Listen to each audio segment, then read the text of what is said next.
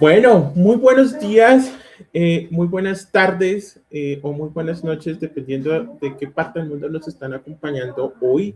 Mi nombre es Sebastián Galindo Cantor, vicepresidente de la Cámara de Comercio Latinoamericana, y para mí es un gusto dar apertura a nuestro webinar del día de hoy, un espacio pensado en seguir creando nuevas oportunidades y entender cómo funcionan las relaciones sur-sur. ¿Cuáles son esas oportunidades que representa Latinoamérica y África para el desarrollo de nuevas oportunidades? Hoy tendremos una conversación global. Hoy nos acompañan desde Brasil, nos acompaña nuestra directora país Marcia. Estaremos hablando con nuestro director país desde Guadalajara, México, pero también nos acompañan especialistas que nos van a enseñar y nos van a dar esa perspectiva desde Uganda, en Kampala, y desde Accra, en Ghana. Entonces, hoy reunimos el mundo, hoy reunimos una conversación continental que nos va a traer oportunidad y que nos va a permitir crear y seguir creando estos espacios. Este espacio va a ser llevado en inglés, entonces voy a hacer, and I'm going to switch to English. So I will say, good morning, everyone, and welcome. It's a pleasure to have you all with us today.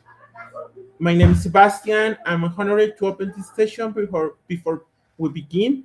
I'd like to share some of the context or we're gathered here today. This webinar marks the opening session of a series of jointly convened by Trade Africa Group and the Latin American and African Chamber of Commerce. Two organizations unite by shared commitment to strengthen trade and investment ties between Africa and Latin America. Consider the scale of where we're discussing between our two regions. We're talking about close to 90 nations and around 2 million people. And yet, despite the scale, Africa and Latin America remain largely disconnected in trade, in investment, and in basic mutual knowledge of another market opportunities. That gap is precisely what this series has begun design or thrives.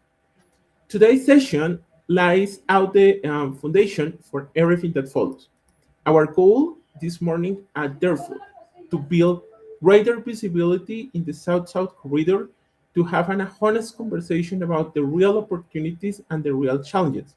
It presents and sets the stage for more practical sessions ahead in this series. Our broader objective is to help move these relationships from awareness to action. And to do that, we're placing SMEs and private sector at the center of the conversation, as the true drivers of cross-continental trade. That's why this session has been designed primarily for entrepreneurs and business from both regions, enriched by academic insight to help ground our discussion. Over the next hour and a half, we'll map the real opportunities and challenge of this corridor, highlight the sectors with the greater potential for collaboration, and identify the concrete tools, platforms, and partnerships that SMEs need to turn interested in the actual business. This guide, through this, we have an excellent lineup of speakers. Marcia will open with a grounding case study of Brazil experience in South-South cooperation.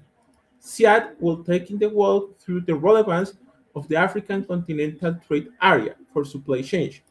Following our Q&A, Oscar will make the case for Mexico as a strategic gateway for Latin American and African business, and Joshua will close our formal session with a look at the digital trade ecosystem enabling cross-border commerce for the small businesses.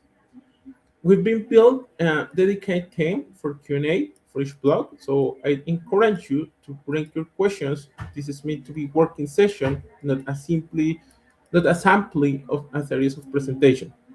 With that, thank you for all being here today, and thank you for the Trade Africa Group and the Latin American Chamber of Commerce for making this series possible. Let's begin with Marcia. Marcia, the floor is yours.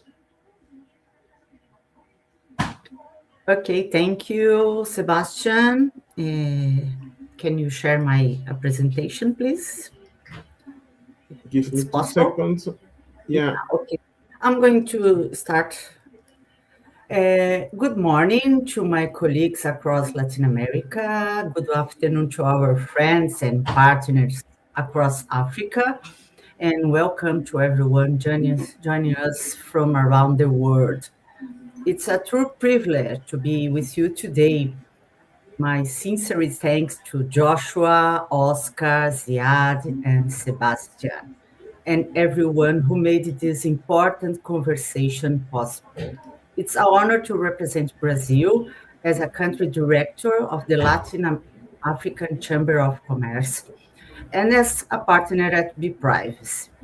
But more than anything, it's an honor to participate in a conversation that is no longer about possibilities, it's about action.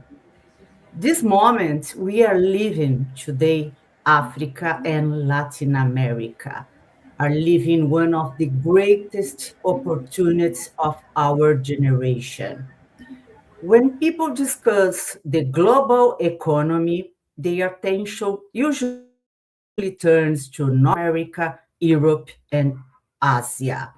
Yet another story is emerging, a story that deserves far greater attention, the story of Africa and Latin America together.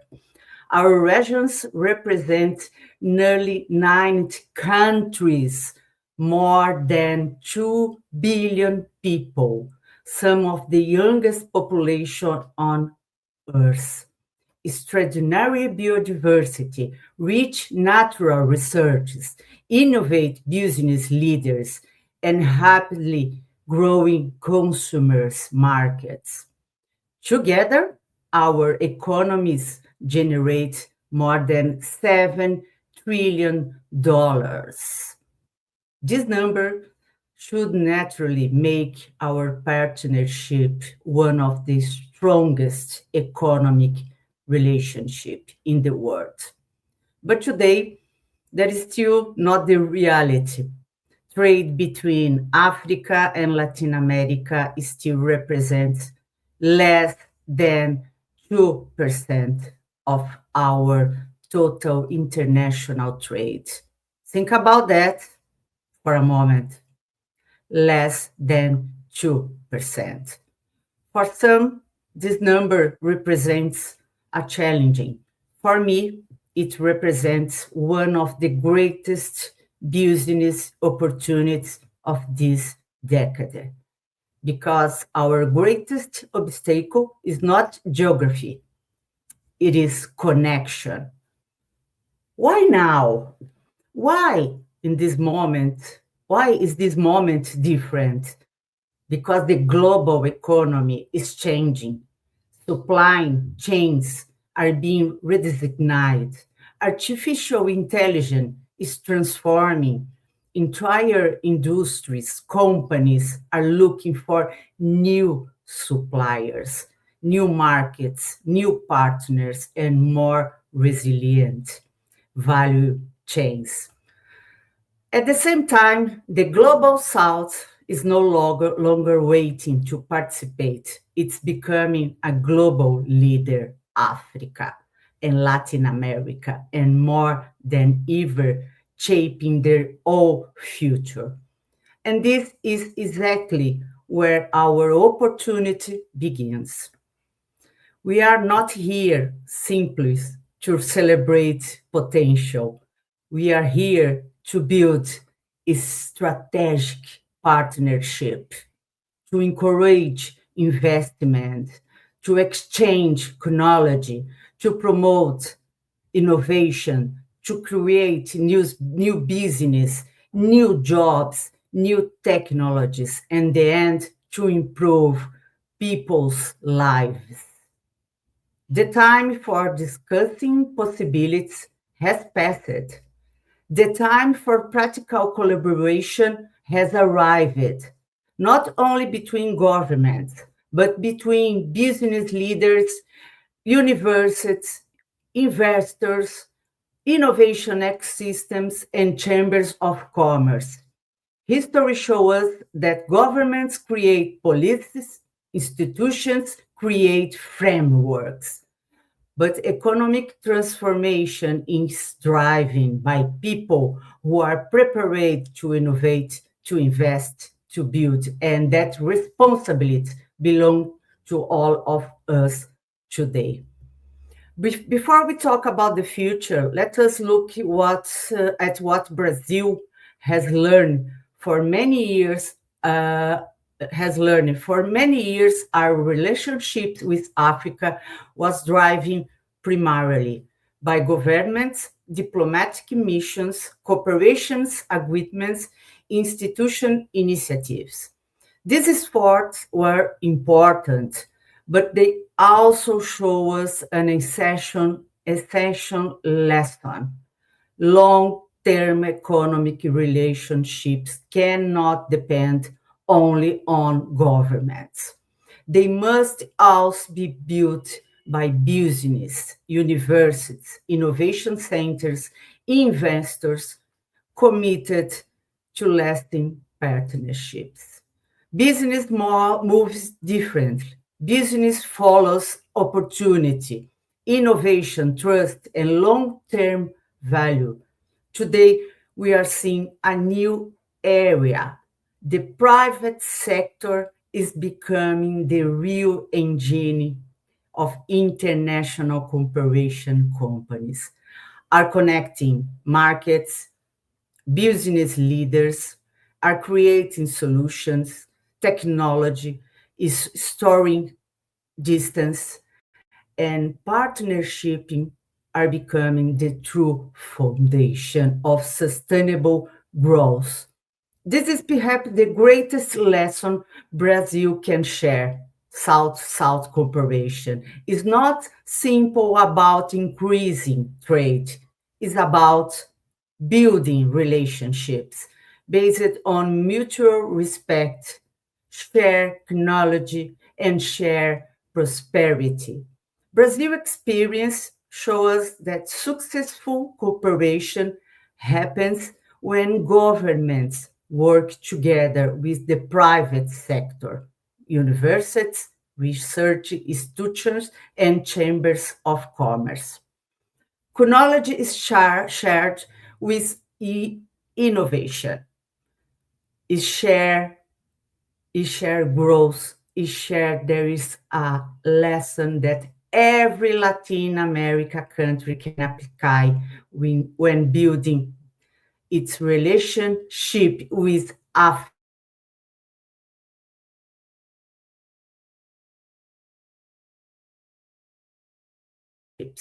based on collaboration rather than competition. Because Brazil and Africa are not competing economies, we are complementary economies. We face many of the same challenges: food security, urbanization, financial inclusion, digital transformation, climate resilience, healthcare, infrastructure, and because of our challenges are similar, our solution can also be shared. Brazil has much to offer than commodities. We have developed world-class expertise in agriculture, renewable energy, financial technology, digital government, healthcare innovation, artificial intelligence, cybersecurity, digital governance. There are not future possibilities, there are proven solutions, solutions already operating at scale, solutions that can be adapted through partnership with Africa organization. At the same time, Africa is experiencing one of the most exciting economic transformation in the world. The youngest population on the planet, one of the fastest growing digital economy, a rapidly expanding middle class, a vibrant entrepreneurial ecosystem, and the Africa continental free trade area creating the largest integrated market ever established on the continent. This changes the conversation. We are not looking at the isolated markets. We begin to think continentally. And that creates opportunity for investment, innovation, technology transfer, and long-term partnerships. This is why I believe the next decade can become the decade of Africa and Latin America. If we choose to build those bridges together. Now, let us move from vision to execution. The question is no longer why should we work together? The real question is where should we begin? The answer is simple than many people imagine. We should begin where our expertise complements each other. One example is financial technology.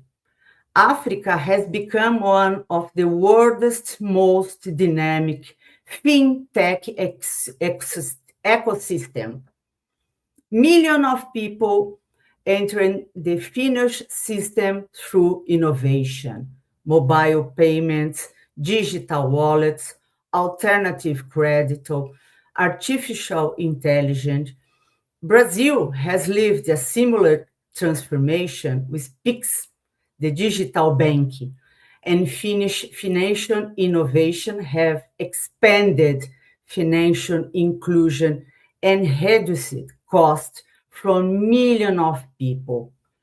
Now, imagine combining Brazilian experience and African innovation, creating cross-border payment solutions, facilitating trading, supporting small business, expanding financial inclusion. This is no longer an idea. It is a business opportunity. Another sector is agriculture. Brazil became one of the world's largest agricultural producers through science, technology, research, and innovation. Precision agriculture, digital monitoring, artificial intelligence, climate intelligence. These capabilities can contribute to increase productive while supporting food security and sustainable development across Africa. This is not simple about exporting products. It is about sharing knowledge, sharing technology, and creating shared prosperity. The same applies the digital economy, digital transforming depend on efficient logistics, smart infrastructure, artificial intelligence, data, innovation. Both Brazil and Africa understand the challenge of serving large territories with growing populations. These common realities create opportunities for joint innovation, more resilient supply chains, and smarter digital ecosystem. Healthcare, another example, telemedicine, remote diagnostic, artificial intelligence, cloud technologies, professional training, research partnership, innovation that improves not only business but people's lives. Although this industry appear different than all, have one single thing in common. They depend on technology. Technology, innovation, long-term partnership, and above all, they depend on trust. The future of trade between Africa and Latin America will not be defined only by products. Cross Atlantic Ocean, it will be defined by ideas, technology, investment, innovation, technology, and people working together. Because in today's economy, trust has become the most valuable business asset, every digital payment, every online transaction, every artificial intelligence solution, every logistic platform, every healthcare application, every logistic platform depend on one strategic element, data. The question is no longer where organizations collect data. They all do. The real question is how responsibility do we manage it? This is where digital governance, privacy, and data privacy become a strategic advantage. Around the world, organizations are discovering that compliance is not as simple about avoid penalties, it's about building trust, attracting investors, winning international clients, and expanded it into a global market with confidence. Brazil has experienced this transformation through the LGPD. Today, we understand that privacy creates confidence. Confidence creates partnerships. Partnerships creates investment, and investment creates sustainable growth. This is the foundation of the digital economy, and it is also the foundation for a strong South-South partnership. During today's conversation, we have discussed innovation, technology, investment, trade, partnership, but every one of these opportunities depend on essential element, trust. Without trust, there is no investment. Without trust, there is no digital economy. Without trust, there is no sustainable international partnership. That's why governance, compliance, and data privacy are not simple legal requirements. They are competitive advantage. They create transparency, confidence, and confidence attracts investment. This is one of the greatest lesson Brazil has learned through the LGBT privacy. It's not a cost, it is a investment in credibility. And credibility opens markets, and more Africa countries continuing improving this privacy and governance frameworks. We have an extraordinary opportunity not to create different standards, but to build a common foundation that allow companies to exchange information securely, protect innovation, strengthen partnerships, and accelerate digital trade. This is what I call a South-South digital corridor, a trusted environment where innovation can move as freely as ideas. Of course, there are still important challenges. Many people ask, what barriers still separate Brazil and Africa? The answer is clear: logistics. We still need better maritime connection, more direct air roads, more efficient supply chains. We also face regulatory complexity, different legal frameworks, different procedures, different certificate requirements. And finally, this is a challenge that is often overlooked. Many companies still know very little about each other. Sometimes distance is not a measured, it is measured in chronology, in relationship, in trust. But these barriers should not discourage us, they should us motivate because every successful international partnership began with someone decided to build the first bridge. And that is exactly our mission to connect business institutions, universities, governments, investors, and people.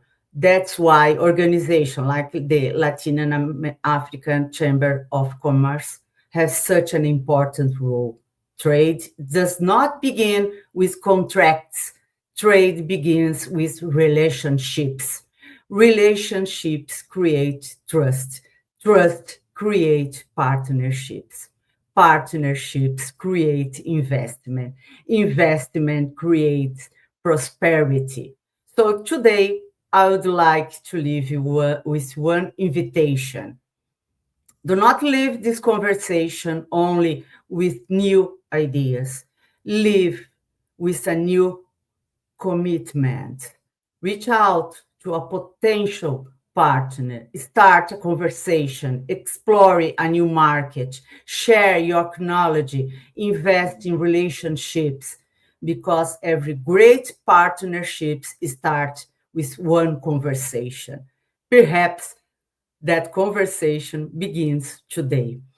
As I conclude, I'd like to leave you with one final thought. For centuries, the Atlantic Ocean has connected our continents, yet for too long we allowed it to represent distance.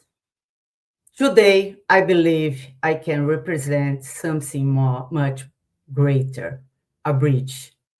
A bridge connecting innovation, investment, technology, business, culture, and people. The future of Africa and Latin America will not be defined by the ocean that separate us. It will be defined by the partnerships we choose to build. And I truly believe that the strongest partnerships are still ahead of us.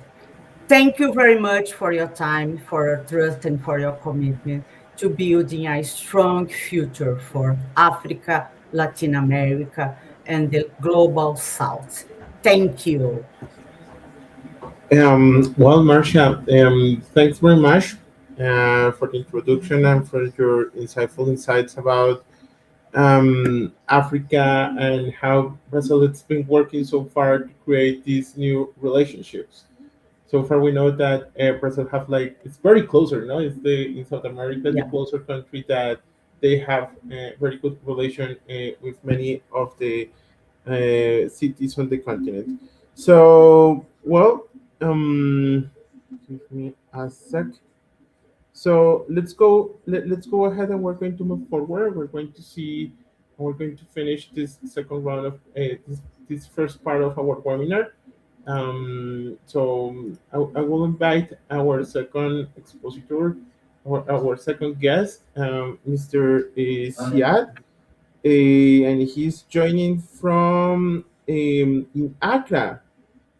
Yeah, Mr. Siad is in Ghana, in Accra, and I would like to make a follow presentation. So, Siad Hamurai is a chartered logician, regional integration advocate, and passionate for Pan Africanist with 23 years of private sector experience.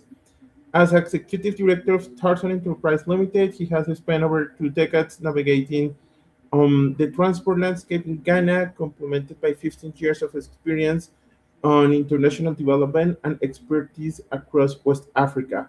Siad is also founding member of the current national president for Ghana Borderless Alliance. He's chartered fellow of the Chartering Institute of Logistics and Transport, and award-winning advocate for tackling regional trade barriers. He's currently lends his expertise to several high-level advisory assignments, including member of the National Trade Facilitation Committee of Ghana, member of Technical Working Group of the National of the African Continental Trade Agreement Coordination Office, a member of Trademark Africa's Countries Program, oversight the Committee for Ghana, member of the National Committee of the International Chamber of Commerce (ICC), and member of the former Kosher Food Trade Collaboration Forum Africa. So, Mr. Siad, it's a very good pleasure to have you here with us. Good morning from Latin America, good afternoon to Ghana, and welcome. Thank you, Sebastian. Good morning and good afternoon to all the participants, and many thanks for Marcia for the inspiring and very timely words, I think. And while I'm setting up my presentation, I have to mention the fact that Marcia mentioned digital trade, and last week in Lagos, we were attending the second AFCFTA Digital Trade Forum, and all of the discussions surrounding the new protocol and the operationalization of this protocol to create the common African market were being discussed. And a call for action was also actually was actually launched in order to accelerate the harmonization and implementation of the digital protocols necessary on a national level to take advantage of the common African market. So this presentation is going to be focusing on the relevance of the AFCFTA on supply chains, and it's going to feed into what Marcia was discussing with regards to the unlocking the potential of the common African market, and then building synergies between the Latin American and African markets for South-South cooperation. Now, I want us to start with a definition of regional integration. And my favorite one is the process of overcoming barriers that divide neighboring countries by common accord and of jointly managing shared resources and assets. Essentially, it is a process by which groups of countries liberalize trade, creating a common market for goods, people, capital, and services. Now, I'm going to go quickly through the slides. I'm mindful of the time, but I'm sure that you will share these slides later on to the participants of the seminar. So I'll prefer to try to find some more time for the Q&A later on. Now, regional integration makes a lot of sense, especially in West Africa, where we have 15 countries speaking many different languages and using many different currencies. And it's even more relevant when we're talking about Africa, where you have 55 countries, many landlocked countries, you have island states, so many other languages and currencies used. And we know that doing business across Africa is costly for various reasons. But we also know that doing business across Africa is challenging, also for many reasons, diversions, insurgencies, what have you not. And meanwhile, the main stakeholders who are involved in this trade, that is the policy takers and the policy makers, have very few dialogue platforms to engage on policy making. And this leaves us with a situation where local businesses are unable to tap into the regional markets while governments lose revenue. And of course, intra-African trade remains at an all-time low. And that was the logic behind the establishment of the Continental Free Trade Area back during the 18th African Union Ordinary Assembly in January 2012. And the discussions led finally to the creation of the African Continental Free Trade Agreement, and which was signed by 44 African states during the extraordinary summit of the African Union in March 2018. This agreement was ratified by 22 African states by 30 April 2019, which means that statutorily, the AFCFTA agreement came into effect within 30 days of the 22nd signatory by that date. Today, we have 49 countries who have ratified officially the agreement, which leaves us with about 6 or 5 states. And it entered into force on the 31st of May, with its first Secretary General, Bob Kelly Mene, elected from South Africa, and with the Secretariat being hosted in Accra. Now, throughout the past 6 years, the AFCFTA went through two delays because of the ongoing COVID and the protracted negotiations, which led to a continued low volume of intra-African trade as a result of the AFCFTA. But at the same time, there were some major significant achievements during these past 6 years, including the creation of the rules of origin and e-tariffs manual, which means that you have the basis in case you are based in one of the 49 member states who are party to the agreement and who are engaged either in the import or export of AFCFTA trade, to know exactly what are the rules of origin and what are the expected reductions in terms of the tariffs from that country. Now, basically, in the simplest form, the AFCFTA allows members the duty-free access to 90% of the goods, or let's say 90% of the items on the harmonized on the HS code, which leaves about 10% that would take longer time to get to zero. And knowing that the first 90% will reach zero within 5 years, and then the remaining 7% will follow in a more extended period of 7 years, and then we will be left with 3% of strategic goods that will not be subject to the tariff reductions under the AFCFTA. So all of this is explained and included in the e-tariff manual and the rules of origin, which are available openly and free of charge on the AFCFTA website. Now, the second one is that there was a guided trade initiative, which is like a sandbox mode of trade between the countries under the AFCFTA, which were deemed readier than the other countries in order to commence trade, so that they can start to identify how ready the countries are for the mass importation and export under the AFCFTA. So this phase has been concluded and wrapped up last year, and it has been extended to the rest of the countries. As you might have expected, not all of the countries across the continent are moving at the same pace with the ratification and the domestication and the implementation of the African Continental Free Trade Agreement. And that is causing a level of difficulty with regard to the progress on the operationalization of this agreement. Now, there has also been a conclusion on the legal scrubbing 3 key protocols, including the investment protocol, the competition protocol, and then the intellectual property protocol. And don't worry, we'll get to a more detailed explanation of the AFCFTA very shortly. And finally, there has been a third version of the Premier Business Investment Forum of the AFCFTA, and that is Biashara Africa, which took place recently and concluded in May 2026 in Lomé, with more than 500 participants who were present at the time. Now, let us dive deeply into the AFCFTA. Basically, the AFCFTA is a layered agreement. And when we say a layered agreement, it has 3 main layers. The outer one is the framework agreement, which gives you the purpose, the objective, the principles, and the implementation framework of that agreement. Then under this agreement is the second layer, which are the protocols, and these are standalone, and they are very specific and extensively detailed about what is included in this particular agreement. For example, we have a protocol on trading goods, then a protocol on trading services, and then a protocol on rules and procedures and dispute settlement.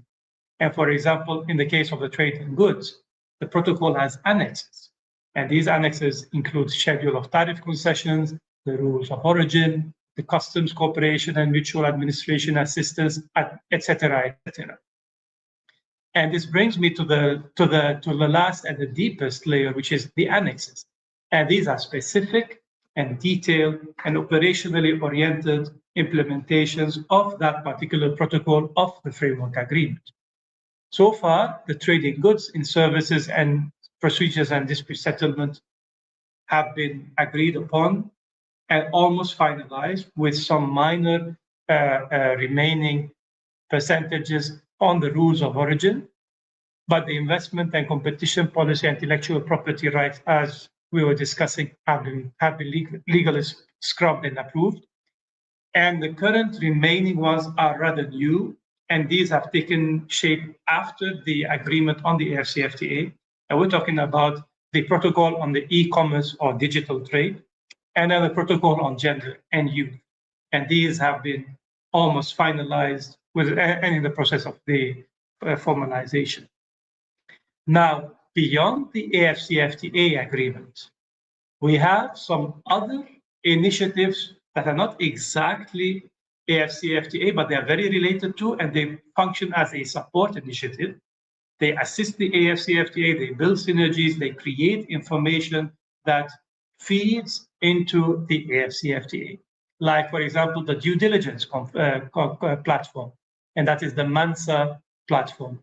And then you have the financial transactions platform, which is the Pan-African Payment and Settlement System, which promises to trade across the continent in the single currencies, avoiding the need to go through third parties in order to convert currencies, and saving some financial transaction costs in the process. There's the African Trade Observatory, which monitors the flow and of trade under the AFCFTA by the various countries, member states. And this is a dashboard that is available and accessible to the various countries. And finally, there is a non-tariff barrier reporting mechanism for the AFCFTA, which is currently being operationalized, which allows the opportunity to file and lodge complaints about the non-implementation or the challenges with the implementation of the AFCFTA as we are moving forward on it. So as you can see, these agreements, they synergize with the AFCFTA, but they are not exactly part of it. Knowing that the AFCFTA itself is only part of the pillars of the Agenda 2063 of the African Union, including other ambitious initiatives, including such as the Single African Air Transport Market, which aims to create an open skies agreement across the African continent, and then the African Union's Free Movement Protocol, which allows, as the name entitles, the freedom of movement of people across the continent. And so all of these eventually are pillars of the of the African Union's Agenda 2063. And keep in mind that all of these agreements, they compete as free trade agreements against international and long-standing agreements, such as, for example, the AGOA agreement of the US, or the UK Free Trade Agreement, the European Partnership Agreement, the World Trade Organization's Trade Facilitation Agreement, and so forth and so forth. So these compete against each other in terms of resources for capacity building on national level from the countries, from the African countries, and at the same time, they compete over the trade volumes in such a way that countries can negotiate with these countries independently of the progress of the AFCFTA. And that's where some of the political risk level is involved. This slide, I won't stop too much with it. It's just an organogram about the national coordination offices of the AFCFTA, which are supposed to play a role in supporting the implementation of the AFTA Secretariat on a national level. On the left side, for example, you can see the Ghana National AFTA Coordination Office and its structure, how it is based, in comparison to the right-hand one, which shows you where the AFCFTA stands within the organogram of the African Union. And so you can see that the top authority supervising the AFCFTA is the Council of Ministers. And that is where, for example, last week, the Minister of Trade of Nigeria has been appointed, has announced that she has been appointed the chairperson of the Council of Ministers supervising the AFCFTA Secretariat. Then under that, you have a committee of senior trade officials. And these are the ones who are in charge of the day-to-day operational aspects of the AFCFTA Secretariat and so forth. So just for administrative purposes. Now, as it progresses, the AFCFTA negotiations are mostly state-to-state negotiations. You have state negotiators coming together periodically to discuss the state of implementation at their level, to review the implementation of their AFCFTA agreement, and then to report it and to negotiate it on the level. And you find out very little private sector participation into that aspect of the negotiation unless you are recognized as a private organization in your respective countries and you apply and you get approved by the Secretariat. So I think there's a role for the private sector to play with regard in supporting the ongoing AFTA negotiations. It has to be more than just the amplification of the messages and the implementation, but has to come also within the policy formulation aspect. But that is me speaking as a policy advisor, and this is part of our advocacy on the AFCFTA itself. So these weaknesses, because they are weaknesses in the sense that they reduce the legitimacy of the AFCFTA, because eventually these agreements are going to be used not by countries, but by traders, by economic operators, by international traders. And so surely so many of these are private sector based. And so private sector has a say, since it is the one that is taking the policies. Now, these and other threats are slowing down the implementation of the AFCFTA. And I think the best way to counter all of these issues is to start telling a good story.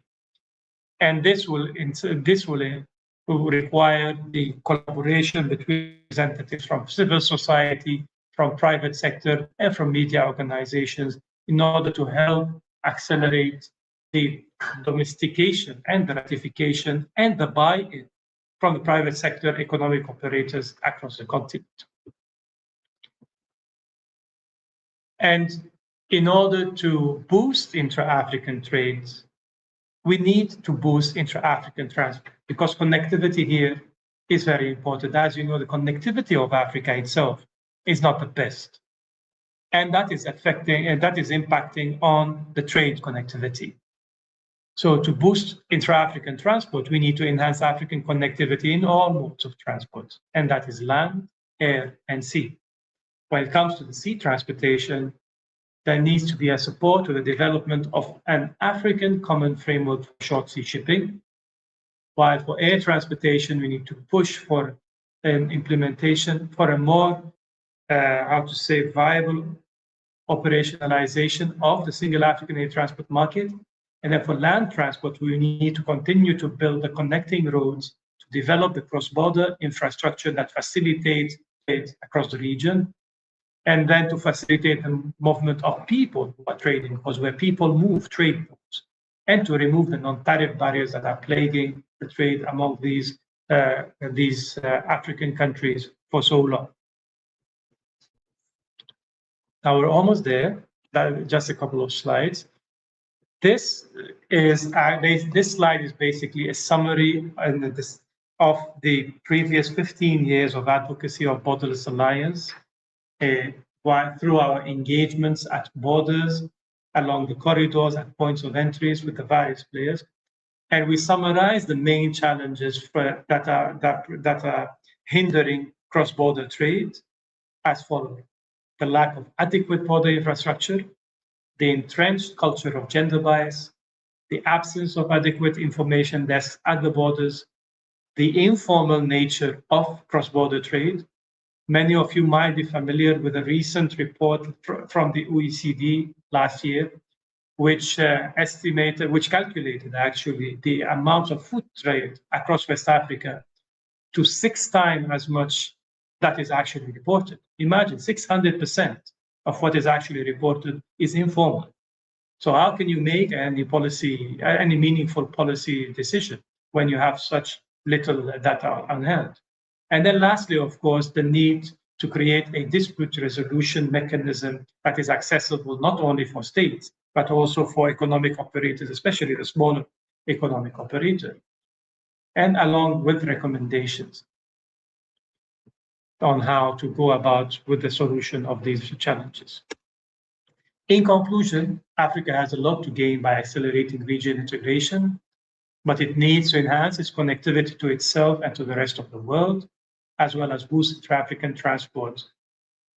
And AFTA can catalyze rapid economic development if it processes negotiation, implementation, dissemination become more inclusive. And finally, there needs to be more public-private collaboration in order to align national, regional, and continental policy priorities with what its people really need. And so here, come to the end of my presentation. Thank you all for listening. Over to you, moderator, and I look forward to an engaging question and answer session. Okay. Now, thanks, Mr. Siad, for your insight information about what is happening right now and how it's going, the implementation of the African Continental Trade Agreement. Well, I'm going to start with some questions that I already have here in the panel regarding our first two presentations. I will like to call Marcia. Marcia, if you are on the ground, I just want to make like two little questions of each of you. Then I have a question for you, Mr. Siad. Taking in mind the information that you're giving us, how do you think that, for example, rules of origin is going to be? And the question is, how does the African Continental Trade Agreement change rules of origin and market access for the Latin American companies looking to operate in East and West Africa?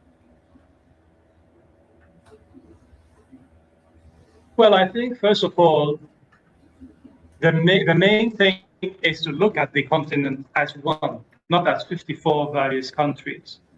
And that's one of the challenges actually beyond the AFCFTA, because the AFCFTA assumes that all of the countries would automatically ratify and domesticate the agreement. But the situation on the ground is that many countries across the continent have various stages of implementation and varying protocols for investment. And so the first step is to assess this bridge between your national policy and the AFCFTA policy in order to ratify and domesticate up to what the regional agreement is. And then the next step would be to extend the negotiation between the continent itself and the rest of the regions, including South America, Mercosur or other regions, so that you can arrive to a collective negotiation that ends up to both parties, which then can be implemented on a national level. Otherwise, the alternative is to negotiate with 54 or 49 at least countries, because 49 countries are member states at the moment. So one of the great advantages would be to bypass the need to negotiate on a level and then to look at access markets from these various countries. And so at first, it sounds easier to just negotiate with a country and then move on to the rest.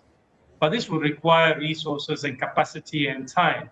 And not many countries on both sides of the Atlantic have the kind of capacity or resources or time even to allow these kinds of negotiations. So that is where the AFCFTA negotiations on the investment protocol, for example, gives an idea at least about what the direction would be in the future of the implementation of the investment protocols. And now, if I want to look at this question from a Ghana level, for example, a few years ago, Ghana's Investment Promotion Act 865, with its limitation, was almost ready for rollout in a new revised format. But then when the investment protocol of the AFCFTA was being negotiated, Ghana decided to withhold on the rollout of its new Investment Promotion Act until it finds out exactly how the new investment protocol will look like for the AFCFTA. And once the investment protocol of the AFCFTA was finalized, Ghana went back to its parliament, negotiated, and then revised, and then recently relaunched a new investment promotion revised act and rollout. So you can see that it's not just with the implementation, with the agreement on the investment protocol, because the hardest part is where most of the countries are at various degrees, and that is the domestication and the ratification of the AFCFTA protocols. So I think, yes, the future is in collective negotiation between South, but the road is still long. And this is both a challenge and an opportunity, because now that you can see clearer where the interests of the continent are going, and you measure it against the interests of South America, it can give you time to identify the areas of collaboration that you want to specify or to zoom into, and then to collectively negotiate with the AFCFTA Secretariat, or even with the AU states collectively through the AFCFTA Council of Ministers. Okay, well, thanks that information, because so far I understand that right now we need to look like the right information of the country that we're looking to get. For example, if a company that is based on Sao Paulo in Brazil, yeah, is looking to get business with Ghana, they need to start first looking the rules of the origin and the market access entry for Ghana, not in general with the implementation of the African Sure. Continental Trade That's Agreement, true. and it's going to be like it's going to take time to make negotiations under the whole agreement. That's Yes. the point. Yes. That is true. For the time being, the countries are still actively engaged in investment drives. GIPA, well, they were GIPC. Now they have been elevated to an authority. So GIPA, the Ghana Investment Promotion Authority, is actively engaged in investment drives across the world. And it hasn't slowed down on its investment drive because there is an AFCFTA to rely on. But maybe, look, it's a push and pull effect, because countries are competing for investment. As you know, finance is scarce. And so it is really a good thing if we can negotiate collectively on one level, but then the incentives for negotiation will have to rely on the on the discretion of the various parties, because there might be bilateral agreements, and there's nothing that prevents bilateral agreements in the first place from the AFCFTA. But the main point is to eventually create a situation where all of the investment promotion laws across the various countries are similar. But then we can't just sit down and wait for the implementation of these agreements, because otherwise this is a competitive globe that we are living in. But so while I agree with you that the current path is very straightforward with regard to a company based in country X looking at exploring country Y, but for us as a trade policy think tank, Borderless Alliance would like to push the idea of a common investment policy and to the rollout for these investment promotion protocols on country level. But some countries, as we speak, some countries don't even have an investment promotion authority. Some countries are at various levels of implementation and with different laws. So what to do in this period? It's good to know how to plan in advance, but at the same time, it is up to the various countries and even the regional economic communities to build and design the mechanism of coordination with the AFCFTA to work on the policy aspects. And in the meantime, there's an opening for various interest groups to exercise this kind of influence or engagement, policy engagements with the collective representative for the African countries. But as it stands, there is no binding level of agreement from the AFCFTA Secretariat on national level. It's not automatic. Even if we have a protocol of investment that has been agreed by the countries at an AFCFTA level, still these agreements will have to come back to the parliaments and to the of the various countries, and it needs to be ratified and domesticated. Once it is domesticated, then the laws in the country can see the implementation of these changes. Otherwise, as it stands, then the investment promotion scene is still a classical one, but heading towards an integration from the African side. I know it's not the most ideal answer, but we're still a long way to go. If you remember, the agreement is still only 7 years old. And so there's still a potential for increasing and for accelerating the integration of the various protocols as we speak. Okay, well, thanks, Mr. Siad. And well, we're a little bit running out of time, so I just go ahead and we're going to start with the second part of the session. And I would like to invite Mr. Oscar to the floor. Maybe at the end we're going to have a little bit Q&A. But hi, Oscar, how are you? Hello, thank you so much for being there. And actually, I'm really excited for here this opportunity to expose about the new opportunities between Africa and Latin America. And well, I have. Do you have my presentation? Can you share, please? Let's give me a second. I will share your presentation, Oscar. So okay, don't worry. Let me introduce about it. Don't worry. Thank you very much for being here. Today we talk about the relation between Africa and Latin America and the markets that seem distant but are also familiar to both continents for now, just for now. Today we'll share facts that might be interesting and cloud also change the way to view these two regions, right? We talk a little about how development and connections work within this new universe of opportunities. And when you are ready, give me a sec, Oscar. Okay. Sometimes technology doesn't help us, but yeah, okay. The technology mistakes always happen.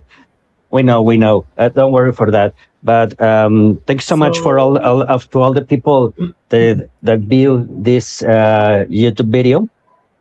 To subscribe this channel, remember, always it's really important to subscribe this channel, the Latin African Chamber of Commerce. And give me 1 sec because I don't know what happened here. Compartir pantalla. Well, I already find how to share the screen. I'm going to start to share my screen. Let me when you're ready. If we're ready to make it, let me see. Well, let me start with one question for all the people that hear with the views. How many times you ask or you question about the new markets like Latin America or like Africa? Yes, we share. Okay, we share the presentation. Well, this is the answer. How is the benefits about for Africa to work with Latin America? We have many points in these bullets that can explain really fast because the time is really short now. But about the market diversifications, the access to the new market from Latin America and Africa, it's the key for the new trade business and new trade opportunities to expose and explore new situations and the best deals, right? Because in this moment of the time and the world and the life, you can think that the global market are really competitive. and the market that or from Latin America or Africa can be the case, it's not explored at all. What's mean that this sensibility about the market, about the expansion, about the increase, the trades, the commerce, the deals, and the best opportunities, it's in your hand, right? Because Africa, it's a biggest market, but Latin America, it's a biggest too. We can share goods, we can share knowledge, we can share technology, we can share opportunities about the political mm, the political situations, the law situations or legal situations, and change the mindset that we can view or we can perceive um, these markets. The source or cooperation always is really important. Marcia is explained, and many situations it's what about uh, they have the equal situations for the markets, right? The trade and logistics, yeah. Um, the last speaker exposed what is the challenge to change these ways or these routes to be better about the logistics, right? Because the exchange about the world or into the world always have some points, really important points like the logistics, because the logistics is now one of the most important points in the world about the business. If you remember, um, time ago, you need to go to the shop, see the product, touch the product. But for now, the digital transformation that the Joshua explored in the final part, I can spoiler for you. Um, you buy different way. You buy with a click, with the view, with a photo in the digital platforms, and this is really changed because the logistics it's moved to be faster like the other times, right? The knowledge and technology, we need to share the knowledge. We need to explore new technologies, to share the technologies, to be have new benefits with that. The food and energy security, it's really important now. Actually, the United Nations protocols and agenda is explore um, how to be new ways to. Okay. Oh, sorry. I see just a message.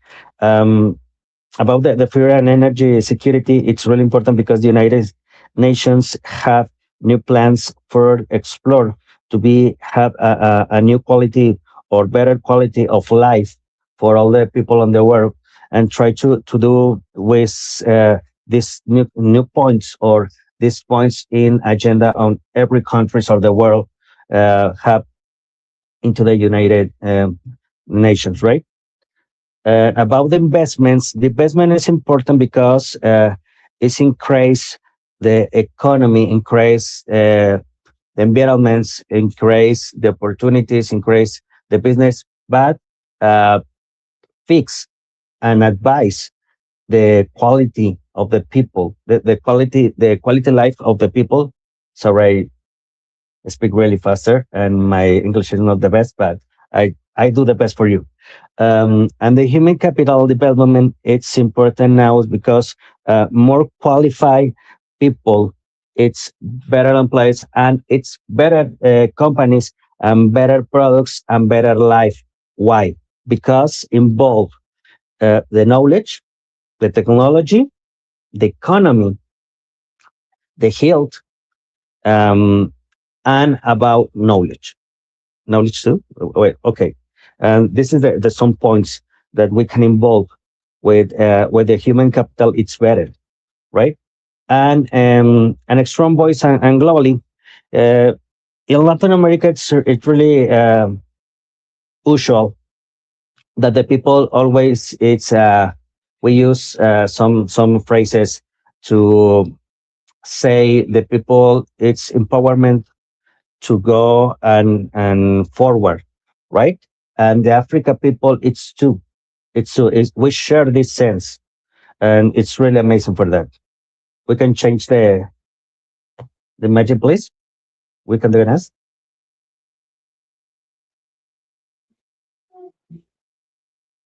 Sebastian. We can go to the next Give me one sec. They're not changing. I don't know why. Let me see what is happening with the presentation. technology issues.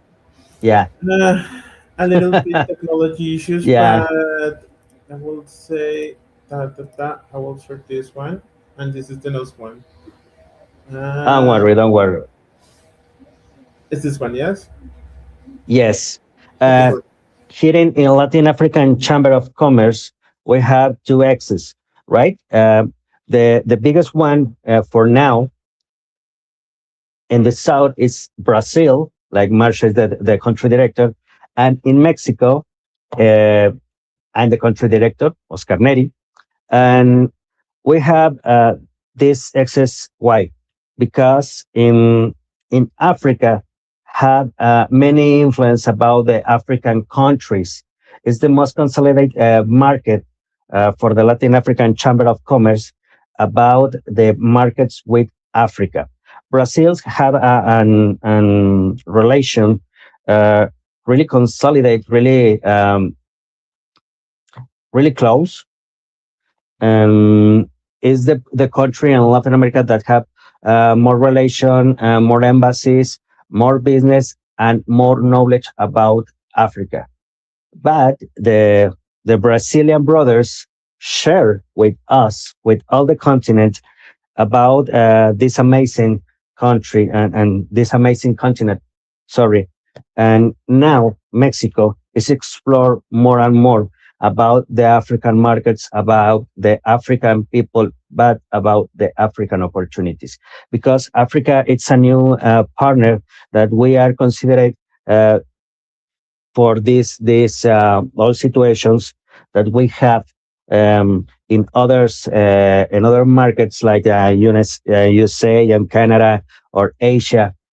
We explore more new partners, right? And for about just Mexico, Mexico have the gateway to all North America, right?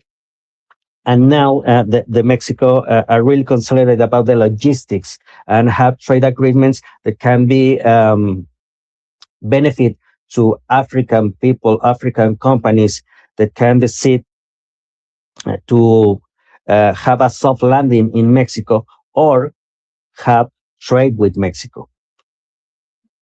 The next one, please.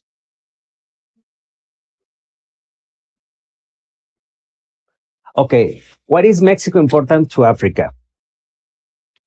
About my country, Mexico is revival and complementary, right? Partner of Africa. Um, about the development, the economic diversity, and now the commitment to Sud-Sur edge and cooperation. The cooperation in this moment it's increased. It's increased with people in Africa. African embassies are really amazing. We really grateful with that with them. Mexico is it's in a good partner. Why? Because Mexico concentrate agriculture, health, education, and science, technology, innovation, logistic, trade, environmental and sustainable development. Now it's a new business that Mexico is explore, and Mexico have a really good reputation on the world, and this is a good place to explore business. Yeah. Um, Many countries of the world is landing in Mexico because Mexico is the gateway to the North America, and the Central America, right? And these markets are increased year per year. The next one, please.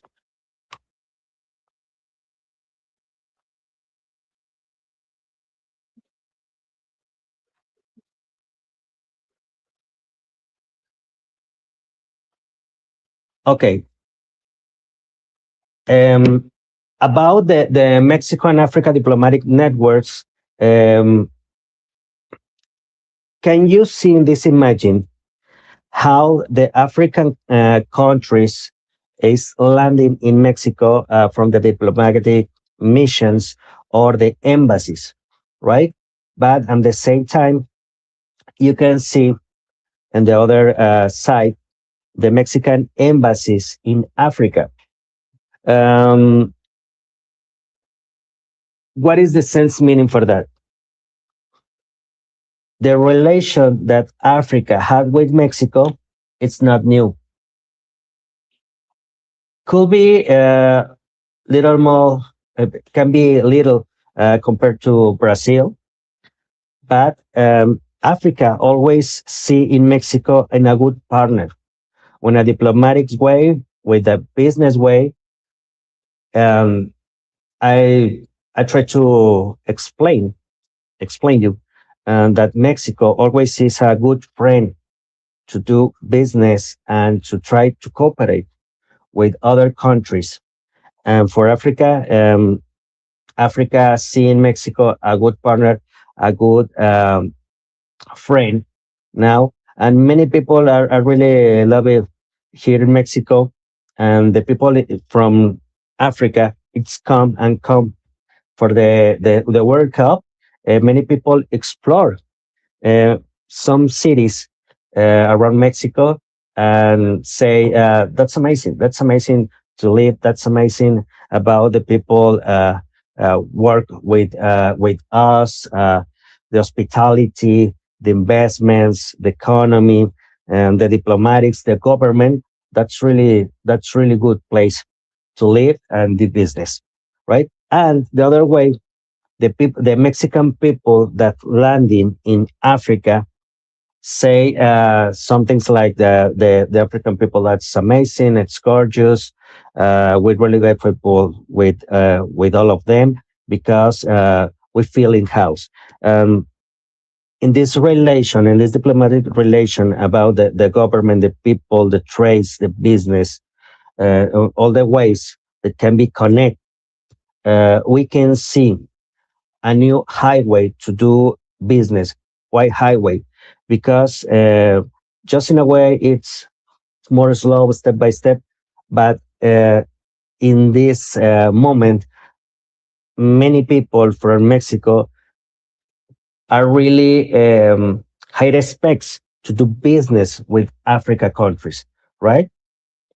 And this is the really good for the both sides because Africa and Mexico can be a new, I don't know to say, the logistic and business route that can be have increase and increase and increase and increase or grow year per year to have many benefits for us.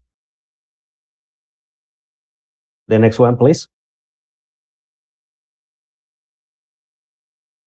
If you are an African country and you are interested to explore the Mexican market, what is the way? What is the goods that we can import from Africa? What is the goods that you can export from Africa? For now, we have some inputs about the agriculture and fertilizers. It's really important for us because the Mexican market have agroalimentary base really high. It's in a high volume. We have many goods about that, fruits, vegetables, and some processed products that we need to have increase, right? The minerals and energy. Um, it's extreme, but Mexico is an oil producer, but in Africa it's producer too. but have more technology in some countries in Africa that we need in Mexico to explore, to explode, or increase the productivity. Yeah. Some tropicals and raw, some tropical agricultures and raw materials.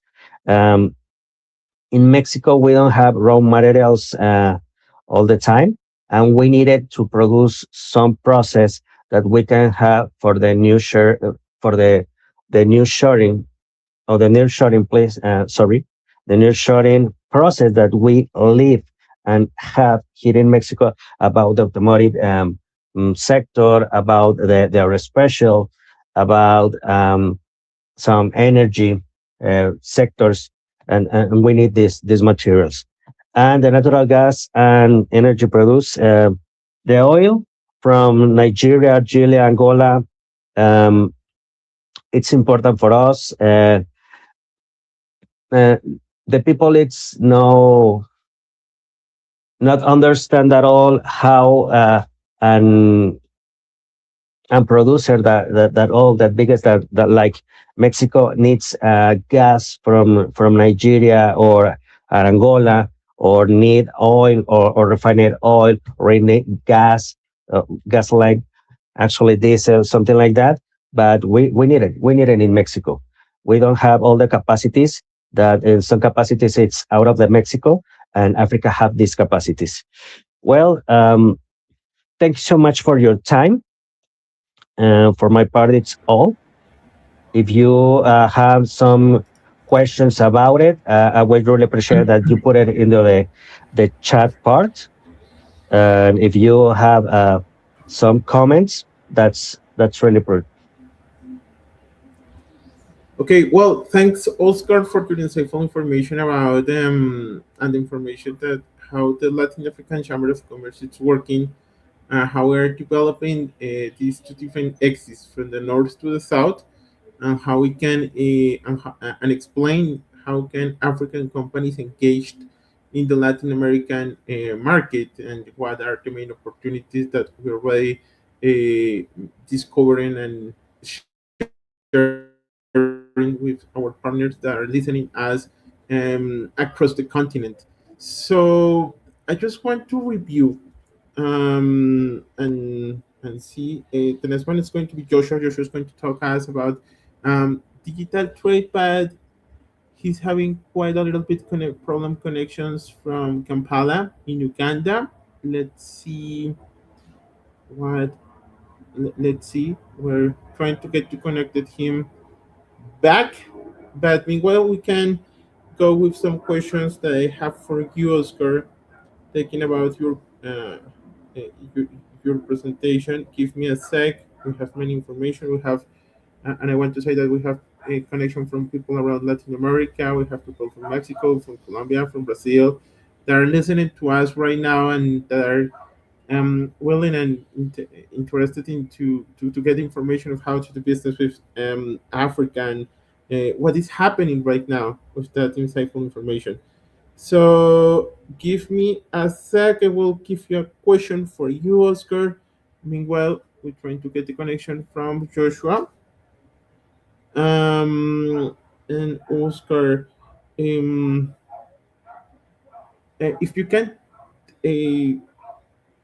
talk a little bit the existing trade facilitation frameworks or agreements that could be leveraged to reduce friction and trade and investment between Mexico and Africa.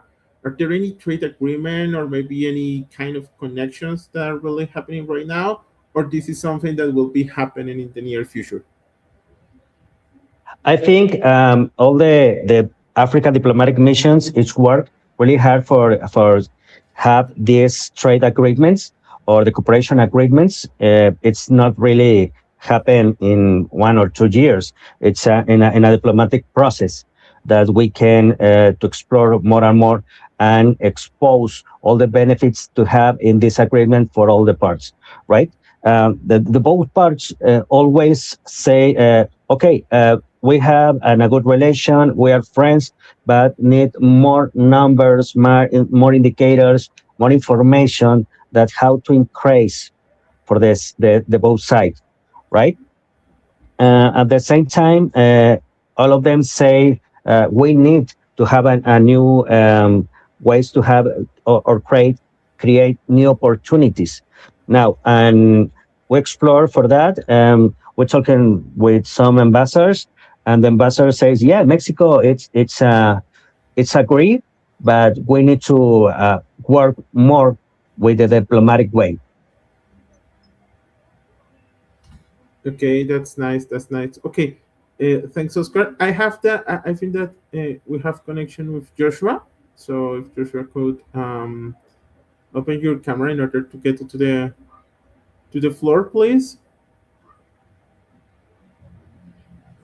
Mm, Is Joshua here? I think that yeah, Joshua is with us. Hi, Joshua. Hi. Okay. Good afternoon to Kampala. Yes, thank you very much. Kampala is okay. Sorry, I've been having a network challenge on my end. So I have been in and out, but now I think I'm very present. Yes, so So maybe you can just bring me to speed on where we have reached. And you're going to share your presentation? Are you going to share your presentation? okay, is it possible for you guys to share it on your end? Because I think if I overload this machine, it might the internet might still block me out. Okay. I shared the presentation. Yeah, I have your presentation here. I have. Give me 1 sec. I will share your presentation. Give me. I have it here.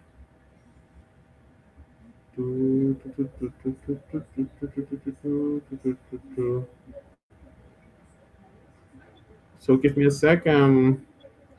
Jeffrey, um, give me 1 sec. We're downloading your presentation. So you're going to talk about um, digital trade ecosystems, no? Yeah. Downloaded your presentation.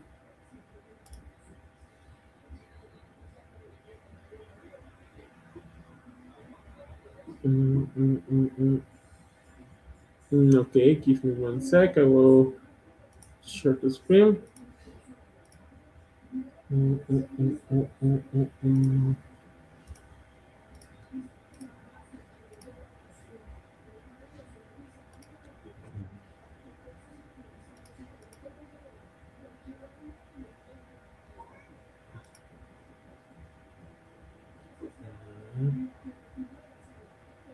Okay.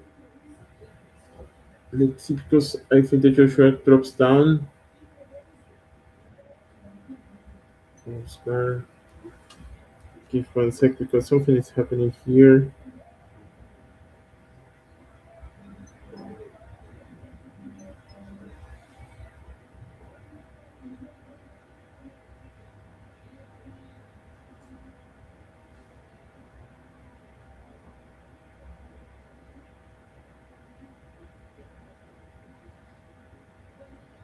Yes.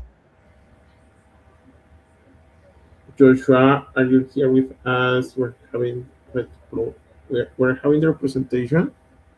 The presentation is going to talk about digital trade ecosystems, building digital infrastructure for Africa and Latin America.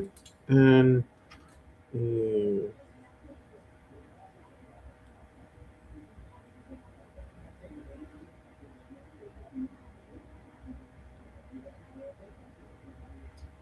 Joshua, no, we're having problems. I just want to make the presentation.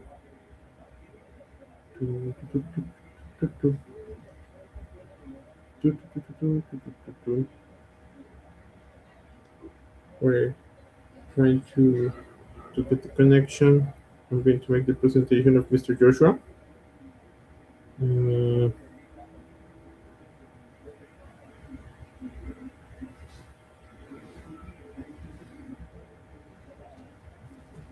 okay, Joshua hopefully is going to get it back, but even though It's a trade ecosystem builder, entrepreneur, and advocate for SME growth and economic integration in Africa. He's founder and CEO of Trade Africa Group, a Pan-African organization focused on building digital trade infrastructure, strengthening business connectivity, and expanding market access opportunities for African enterprises. He also serves as a deputy national coordinator of the African Continental Trade Agreement, a Young Entrepreneurs Federation in Uganda.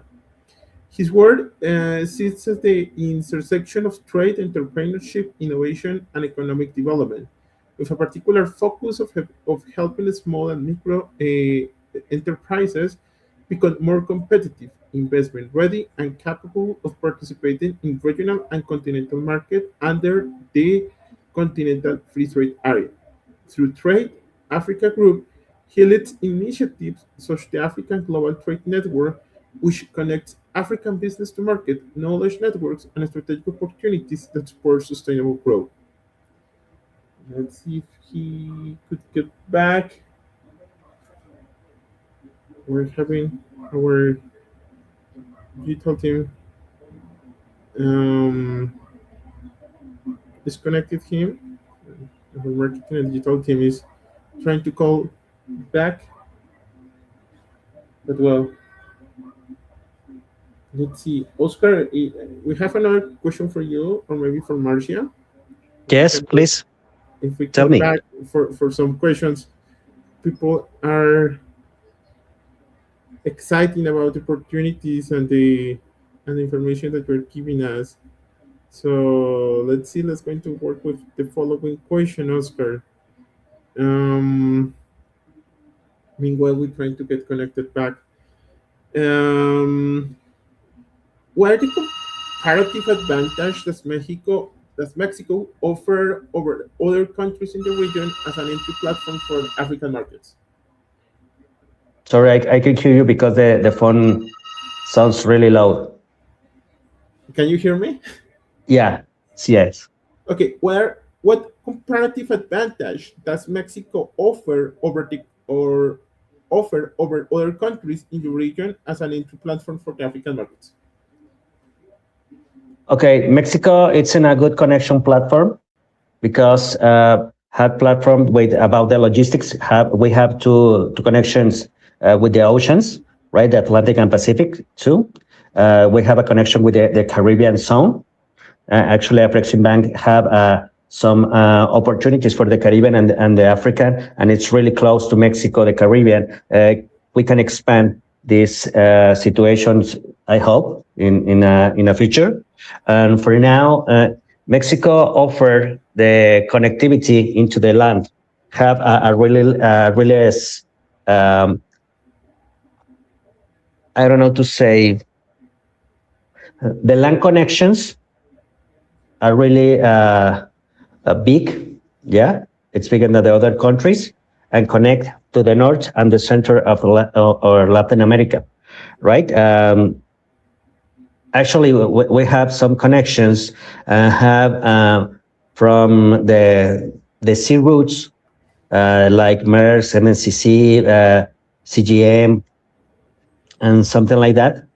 And these companies have connections with other ports to land with than Africa, like Algeciras and Tangier, and connect this route. It's not a direct route now, but have a route that have some steps, but it's really clear how we travel with the merchandises and the high volume about the sea from Mexico or from Africa to Mexico or to Africa, right? Joshua say that have some mistakes with the connections. Sorry, and for Mexico, it's gonna offer that offer some land for warehouse, have many connectivity, and have a good human capital to do many activities and export. Actually, the human capital about the knowledge and exploring the other countries how to do or prove some sectors or business that in Mexico have many times, and we have the experience for that. Okay, well, thanks for this insightful, and I think that we need to go ahead on the following webinars talking about why Mexico for Latino for Africans, taking in mind the possibilities, the ways that to get from the both sides, from both corners, from the Atlantic and from the Pacific Ocean, and well, this kind of advantage. So I think that it's going to be an interesting information for the African countries that are willing to open new business opportunities in Latin America. So we got that, Mr. Okay, what happened here? Okay, so we're going to finish our presentation. Mr. Joshua have some problem with the connectivity. I know that Mr. Siad is going to finish with the presentation on the side of digital trade ecosystem. So, Mr. Siad, welcome back to the floor. If you could open your camera, and I will share the presentation that we have from Joshua.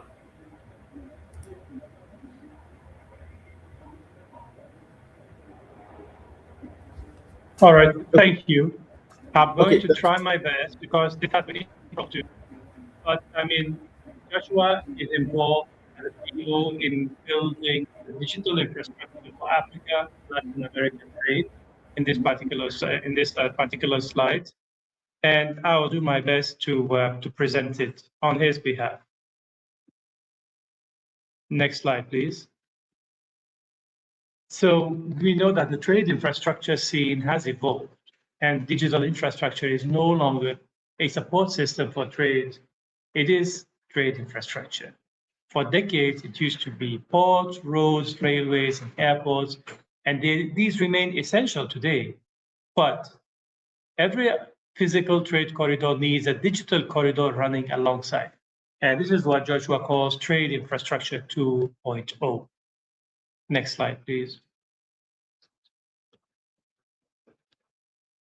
Okay. And the digital trade infrastructure basics are built on the trust, pay, comply, move, grow system, where trust has to do with the digital identity and trust. Then the payment has to do with the cross-border payments between the buyers and the sellers. The compliance aspect has to do with the paperless trade infrastructure, and the movement underscores the smart logistics required to move your goods effectively and efficiently from the country of import to the country of consumption. And lastly, the growth is the business development aspect of market access to business. And so all of this is very important in order to ensure a digital trade infrastructure. Now, next slide, please. So what is preventing Africa, Latin American digital trade? In fact, technology isn't the constraint, but it is the fragmentation. Because today we have different payment standards, different digital identities, frameworks, different customs systems, different regulations, and limited interoperability across the various systems. And this creates unnecessary costs and complexity for the businesses operating within the digital space. Next slide, please.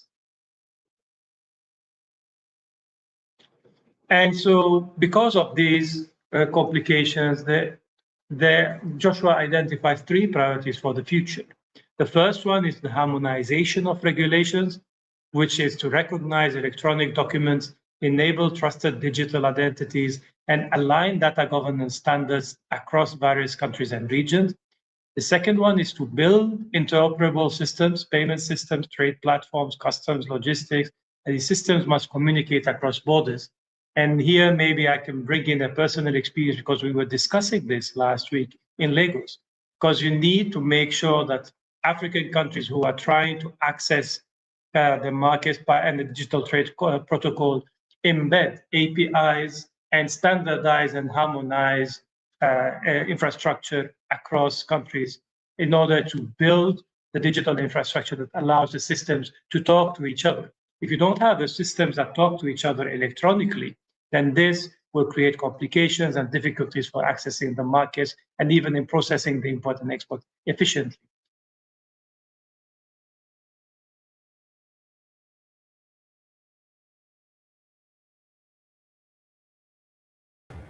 Next one.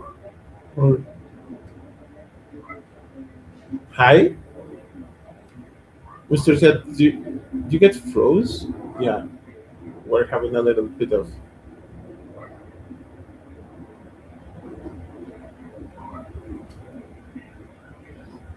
Hi.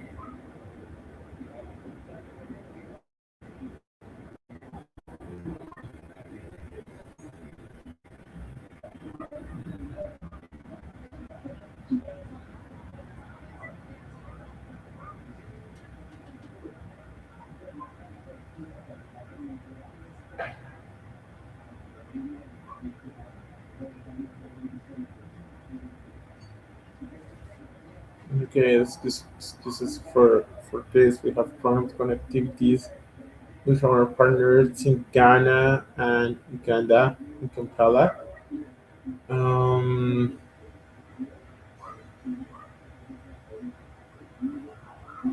well,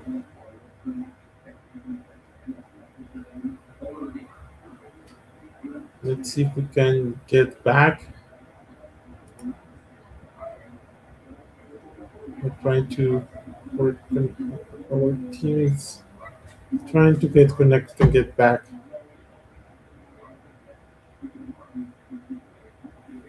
Let's see. Marcia, are you there?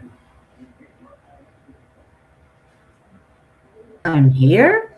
Yes, I'm here. Hello. Okay, well, let's continue because I didn't make some questions for you. So, Okay. meanwhile, we get the connection back from Mr. Siad. No, he's back. Excuse me. Okay. Yeah, you're back. Yes, we had some difficulty Yeah, with you're live. back. Okay, no, don't worry. So we're going to finish with the presentation, and after because I have some Yeah. questions from Marcia Sure. in order to close, Sure, but sure. let's go back and close the presentation. It's okay? Yeah, sure. So, Yes, we are Marcia? almost done. I think it was the before last session, if I'm not. Okay, perfect. So yeah, we were in these 3 priorities for the future. Yeah, no, next slide, I think. All right. And so for the future, going forward, we were speaking about the harmonization of regulations, about building interoperable systems, and then finally, the strengthening of public-private partnerships, and that is in enabling policies, creating private sector, unlocking the innovations of the private sector, coordination of the implementation of these regulations from regional organizations, both at the national level and the continental level. Because remember, we have 3 levels of policies here. You have the national level, you have the regional, the RECs like ECOWAS in West Africa, COMESA in East and Central Africa, and so on and so forth. So all of these need to coordinate their policies internally and then coordinate to the AFCFTA. And finally, the creation of the digital ecosystem that requires all of the 3 levels of coordination, as well as harmonization and interoperability. And so I think we are getting to the end of the presentation. And I see, yeah. And so in closing, the AFCFTA has shown us that the reduction of tariff barriers is only one part of the equation, and that the next frontier is in reducing the digital barriers that are preventing intra-African trade from taking place, and even Africa from trading with the rest of the world. So if Africa and Latin America can connect their digital infrastructures with the same ambition as their physical infrastructure, then SMEs can gain faster access to markets, they can lower trade costs, and have greater opportunities for their border crossings. And so the future of South-South trade will not be defined by geography, but rather by the strength of our digital trade ecosystems. And with this one, I thank you, and I look forward for wrapping up with this conversation. Okay, no, thanks very much for giving us disclosure of this ecosystem, for the digital trade ecosystem. This insightful information that it's going to help us to build these new bridges and how digital trade corridors are like taking action so far. Um, well, taking in mind the time, we're running a little bit out of time, so I think that with this we're going to close.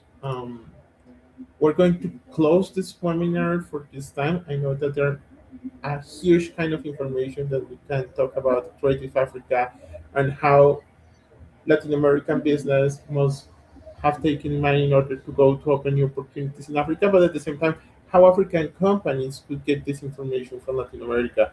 As I just said at the beginning of our webinar, this is only the first session of work. This is the only first approach of the information in order to break the glass, to break the information connectivity. And well, I know that we're being following this kind of activities and this kind of webinars in the next semester.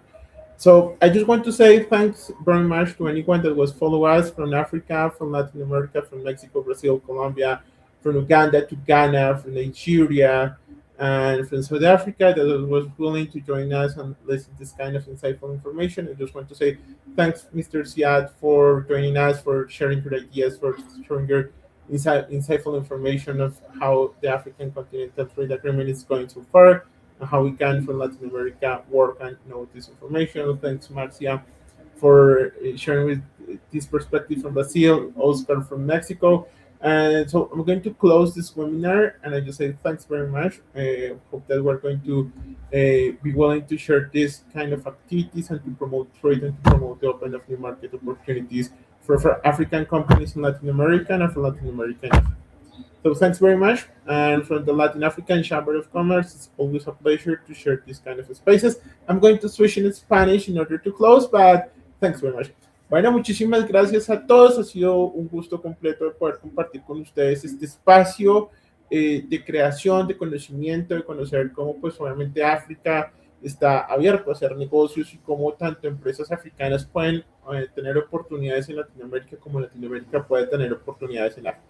Damos gracias a nuestros ponentes en Kampala, desde Accra, desde Sao Paulo y desde Ciudad de México, y pues nos veremos en una próxima oportunidad. Muchísimas gracias, chao a todos, muchas gracias. Chao, chao, gracias, bye bye.